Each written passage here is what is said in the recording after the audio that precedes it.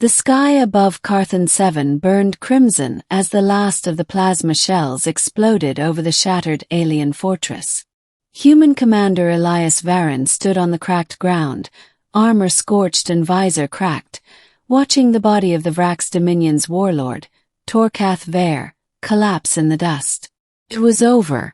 After months of bloodshed and impossible odds, the human expeditionary force had won. The war that was supposed to annihilate them had ended with the death of one of the galaxy's most feared rulers, by a single human's hand. But the victory brought Elias no joy. His unit had been reduced to a handful of survivors. The once beautiful cities of Carthan lay in ruins. Smoke and the stench of plasma-burned stone filled the air. As the Vrax surrendered, their war banners burned. And then the summons came.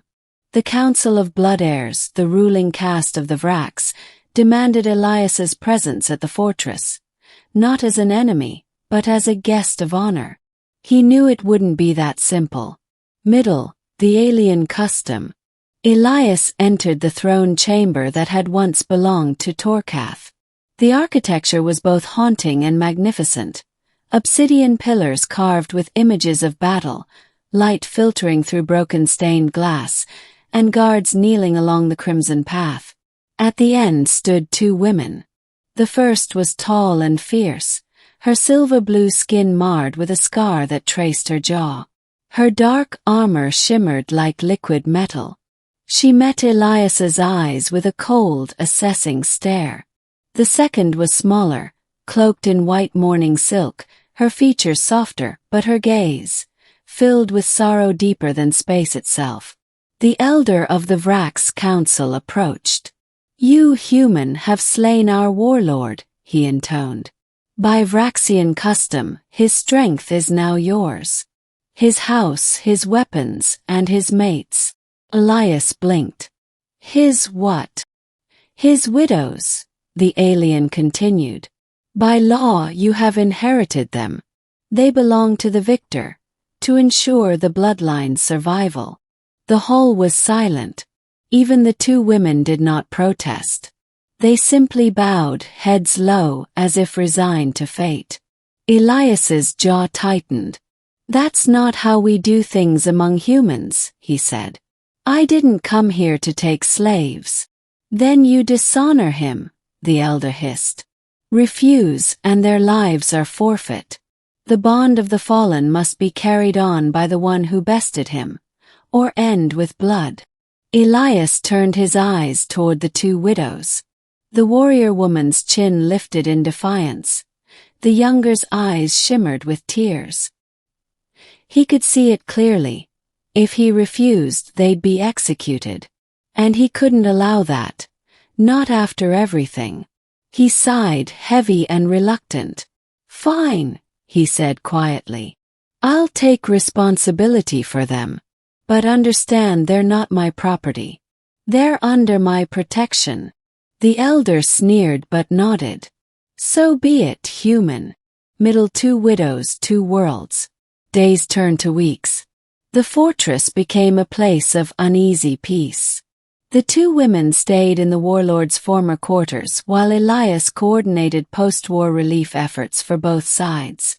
The warrior widow introduced herself as Karin Ver, Torkatha's first mate and former battle lieutenant. The other, Lyra, was his ceremonial bride, a union meant to strengthen political alliances. Karin refused to show weakness. Every word she spoke was edged with contempt. "You killed him in single combat," she said one evening as they walked through the ruin-strewn courtyard. "Part of me respects that. But part of me wants to tear your throat out." Elias didn't flinch. "If it helps, I didn't enjoy it." "Don't flatter yourself, human. Enjoyment isn't the point. Honor is." Lyra, however, was different. Quiet, observant, curious about human customs. She would linger near Elias while he repaired broken power cores or recalibrated defense shields. Her fascination was almost childlike. "You mend things," she said softly once. Even after battle, your kind rebuilds. That's what we do, he replied. War ends. Life has to start again. Lyra smiled faintly. Torcath only knew how to destroy. Elias glanced at her, realizing how much weight her words carried. She wasn't just grieving a husband. She was grieving the life she'd been forced into. And for the first time since the war, Elias felt something shift inside him. Pity, respect. Maybe even something deeper. Middle, the shadow of rebellion. But peace never lasts long in a conquered world. Rumors spread of Vrax's officers plotting revenge, a new uprising to avenge their fallen warlord. Karen, fiercely loyal to her people, seemed to waver between duty and the strange loyalty she felt to the human who'd spared her life. One night, Elias awoke to hushed voices outside his quarters. He quietly reached for his sidearm and crept into the corridor. Karen stood there, arguing with a hooded alien figure.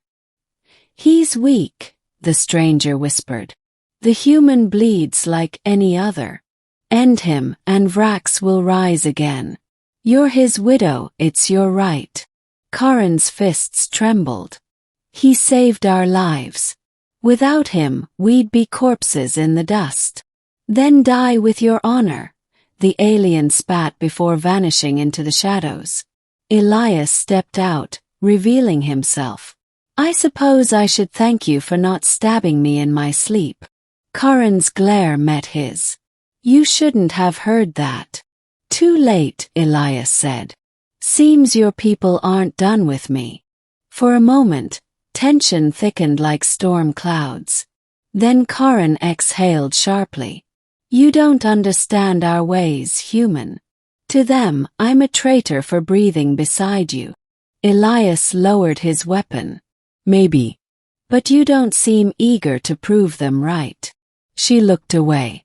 I don't know what I am anymore. Middle, the rescue. Days later, the rebellion struck. Explosions tore through the lower citadel. Loyalist soldiers turned their weapons on the peacekeepers. Karen vanished amid the chaos, and Lyra was taken hostage by the insurgents who sought to use her as a symbol for vengeance. Elias led a desperate rescue through burning corridors. When he reached the rebellion's command hall, he found Karen there, surrounded by her former comrades, her weapon drawn. She's not with you, one shouted. She's bonded to the human. Karen hesitated, then turned her blaster toward them. No, she said coldly. I'm bonded to honor. The firefight that followed was brutal. Elias fought side by side with her, their movements seamless. Two warriors from different worlds united by necessity. When the smoke cleared, only silence remained. Lyra knelt beside the fallen, trembling. Karen's armor was scorched, her breathing ragged. You came for her, Karen said, looking at Elias.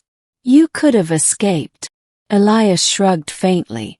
Couldn't leave family behind. That single word, family, struck deeper than either expected, ending the choice. Weeks later, order was restored. The rebellion was crushed, but so were the old ways. The Vrax Council, weakened and fearful, offered Elias a ship and safe passage back to Earth. Karen and Lyra stood before him at the hangar. You could stay, Lyra whispered. They'd follow you now. You've earned their respect. He smiled faintly. I'm an engineer, not a king. Karen crossed her arms. You're more Vrax now than half the council. You fight for what's right, not for power. That's what we need.